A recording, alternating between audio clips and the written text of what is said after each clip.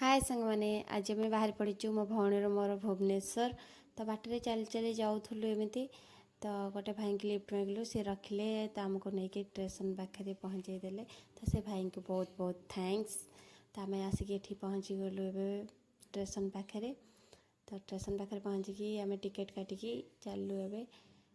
train पाई wait करने ये मो भौणी कहे हाय हाय एवं आम आसिक पहुँची गलु बस पड़ीचु ट्रेन पाई वेट करिचु ट्रेन केतेबेले आसीबा आमे जीवु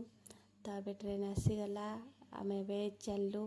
चलु भुवनेश्वर टिंग टिंग टिंग आपण मैंने भी जदि चाहूँगी आम सहित जावाई तो जल्दी जल्दी पलि आसतु आम ए ट्रेन रे बसीचु तो मुझे मो भाउज झील को धरिकी बस पड़ी आम टे हाई हाई कर पकड़ू तो आम आसिक पहुँची गलु स्टेशन पाखे ट्रेन में ओह्ल पड़ीचु आम ए चलु सपिंग करने चलो चलो चलो